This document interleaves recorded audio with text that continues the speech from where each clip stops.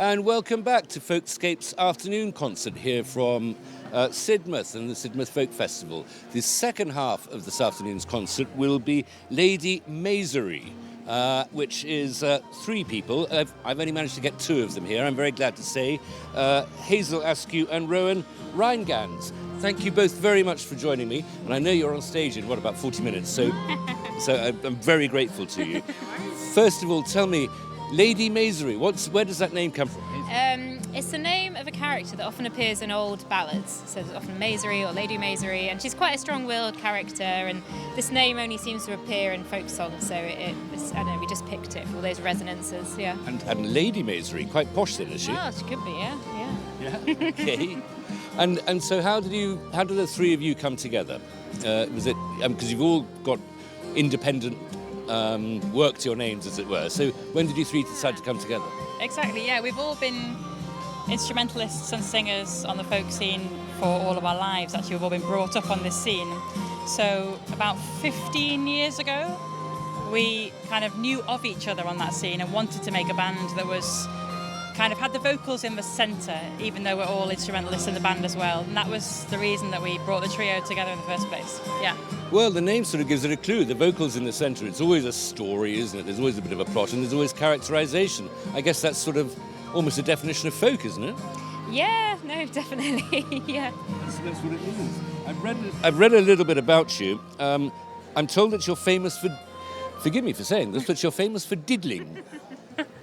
And I looked up what diddling is, and it just said tuneful singing. I would have thought most singing should be, shouldn't it? Please tell me, what is diddling? Well, you won't hear any of it today, actually, because we haven't been doing it for a few years. But when we first started as a band, we were all interested in the voice as more than just a story device, but as a musical device. So, and in lots of traditions around the world, the voice is also used for dance music. So diddling is sometimes the word used for singing for dancing or singing dance tunes.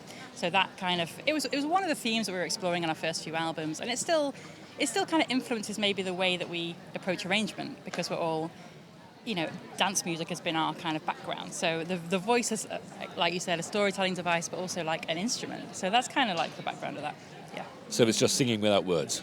It's basically that, yeah. You can do it, anyone can do it. Yeah. Well, there's nothing wrong. It sounds wonderful to me, and we've seen quite a lot of it in the festival so far. Yeah. Singing without words or singing in languages that nobody here understands. So it doesn't make all that much difference. You sound suspicious about that. Oh no, I was agreeing. Okay. So you got together. How long ago was it that you got together? That was 2009-ish, around there. Yeah. So you've been around as an ensemble, as it were, for quite a long time. Quite a long time, yeah. What about independent work? Do you still have your own projects? Yeah, we're all doing different things. We all have duos that we play in. I play with my sister, Rowan plays with her sister, Hannah plays with a cellist called Toby Coon, and lots of other projects, theatre shows and other ensembles. So yeah, I think being part of such a scene that's a community, we're often just working with different people.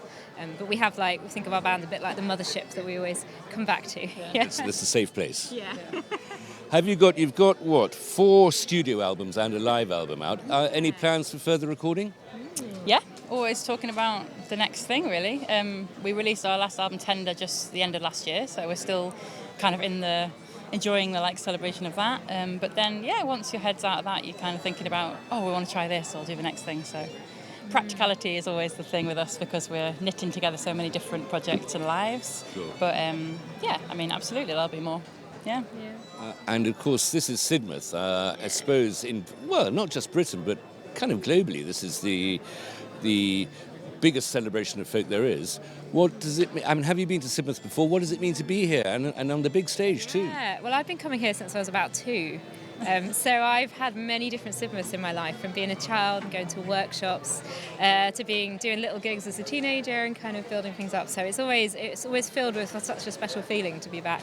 And we were kind of reminiscing about that in the way on the car, and all our different memories of playing here before. And this space as well. I mean, you come on stage also remembering the last few times you were on this stage, and it's like that kind of, you're building on a community here. It's that feeling, really. So it's like coming home. It's really nice. Well, this stage especially, as the beautiful summer August Sidmouth sunshine comes through the tent. We've arrived on the right day. Yeah. Well, yesterday it was a bit of a different story. There's a certain amount of drama in here.